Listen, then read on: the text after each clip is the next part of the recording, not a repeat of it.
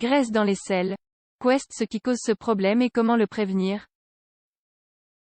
La présence de graisse dans les selles peut faire penser à l'existence d'une pathologie gastro-intestinale.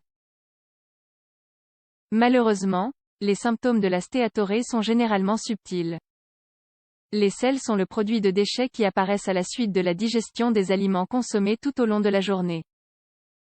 Elles ont généralement un aspect et une composition précise, en fonction de l'alimentation des personnes. Dans certains cas, il est possible d'observer de la graisse dans les selles, ce qui indique que quelque chose ne fonctionne pas de façon adéquate. La présence de micelles ou de gouttes de graisse dans les selles est une manifestation clinique qui porte le nom de stéatorrhée. Des études démontrent que les lipases pancréatiques, les acides biliaires et l'épithélium intestinal jouent un rôle dans la digestion et l'absorption de graisse. Ainsi, le mauvais fonctionnement de n'importe laquelle de ces parties peut mener à l'apparition de la maladie.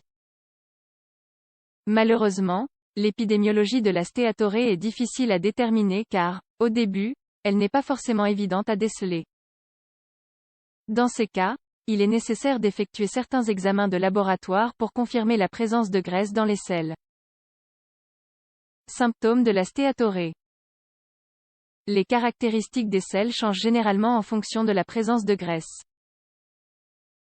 Ainsi, elles peuvent devenir plus volumineuses, fétides et pâles. Ces selles ont tendance à flotter dans les toilettes et sont donc plus difficiles à évacuer.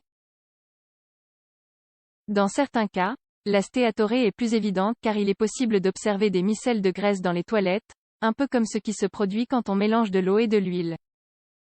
L'une des principales causes de cette manifestation clinique est le syndrome de malabsorption, qui fait que les personnes peuvent avoir d'autres symptômes généraux. Diarrhée chronique. Crampes et distension abdominale. Flatulence.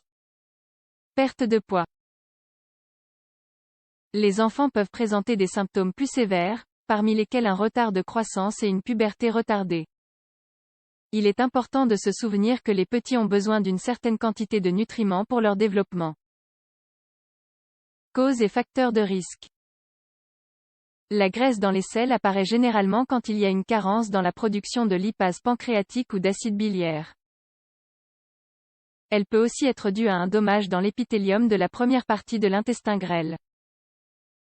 Ainsi, de nombreuses pathologies touchant le foie, le pancréas ou l'intestin peuvent déboucher sur l'apparition de la stéatorrhée.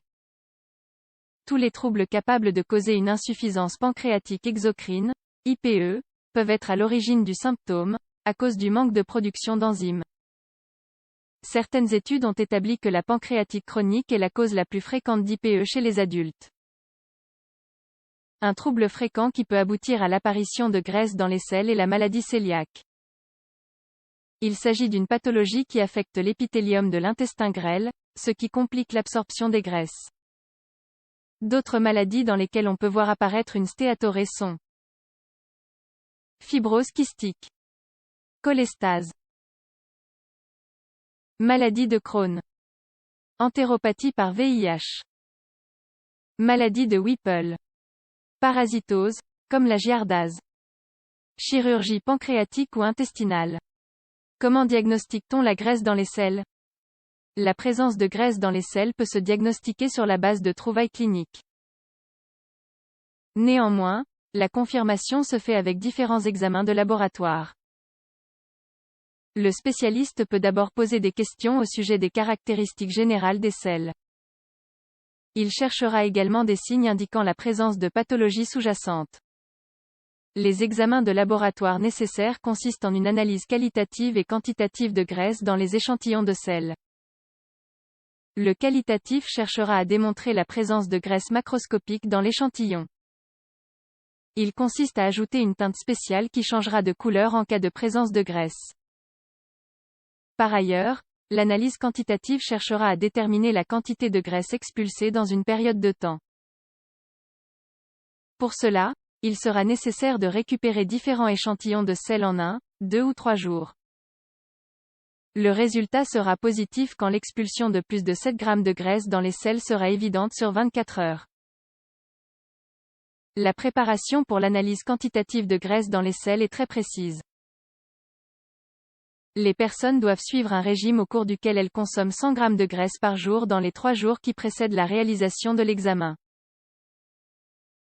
Ce régime peut sembler inconfortable et pénible, mais il s'agit de la manière la plus précise de déterminer la stéatorée.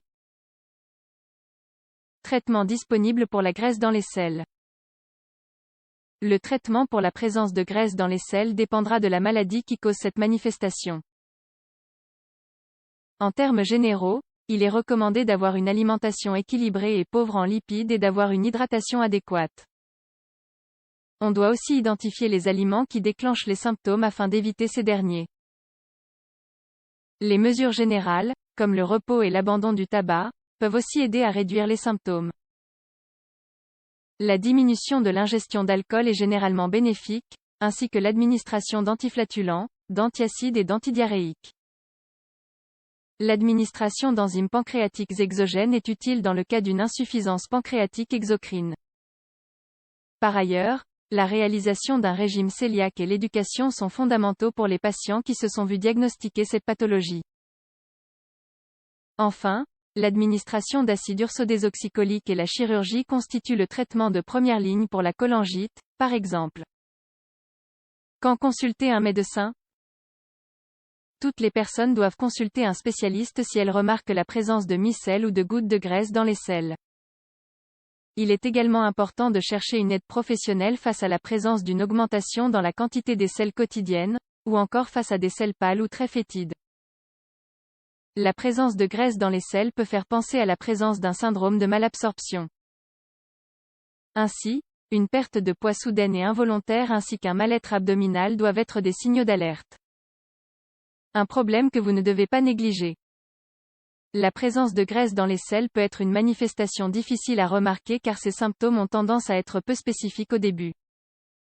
Elles se caractérisent par des changements soudains et subtils dans les selles, surtout dans leur odeur, leur couleur et leur quantité. Par ailleurs, elle peut mener à l'apparition de signes généraux, au fur et à mesure que la maladie de base progresse. Cette manifestation clinique peut être le fruit de multiples pathologies qui affectent le pancréas, les voies biliaires ou l'épithélium intestinal. Ces dernières peuvent aboutir à une absorption insuffisante de nutriments, ce qui complique l'état général.